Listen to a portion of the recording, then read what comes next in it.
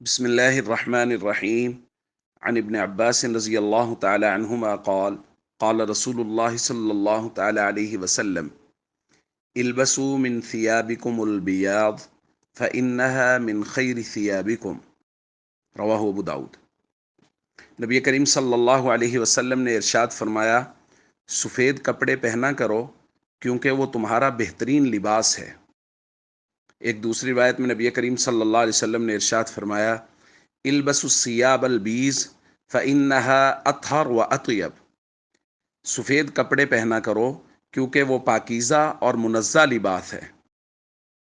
سیدہ عائشہ رضی اللہ تعالیٰ عنہ بیان فرماتی ہیں کہ رسول اللہ صلی اللہ علیہ وسلم سے ورقہ ابن نوفل کے بارے میں پوچھا گیا کہ ان کا آخرت میں کیا حال ہوگا، تو نبی کریم صلی اللہ علیہ وسلم نے ان کے بارے میں فرمایا، اریتہ فی المنام وعلیہ ثیاب بیض ولو کان من اہل النار لکان علیہ لباس غیر ذلک، کہ میں نے خواب میں دیکھا ہے کہ ورقہ ابن نوفل کے اوپر سفید رنگ کا لباس تھا۔ اس سے یہ معلوم ہو رہا ہے کہ وہ جنتی ہیں، کیونکہ اگر وہ جہنمی ہوتے تو سفید کے علاوہ کوئی رنگ ہوتا۔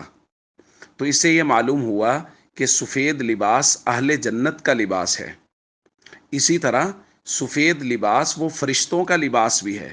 حضرت سعد بن ابی وقاص رضی اللہ تعالیٰ عنہ فرماتے ہیں، رأیت عن یمین رسول اللہ صلی اللہ علیہ وسلم وعن شمالہ یوم احد، میں نے رسول اللہ صلی اللہ علیہ وسلم کے دائیں بائیں احد کے دن دو لوگ ان کو لڑتے ہوئے دیکھا کہ ان کے کپڑے علیہما ثیاب بیض، وہ سفید کپڑے پہنے ہوئے تھے اور وہ رسول اللہ صلی اللہ علیہ وسلم کی حفاظت کر رہے تھے۔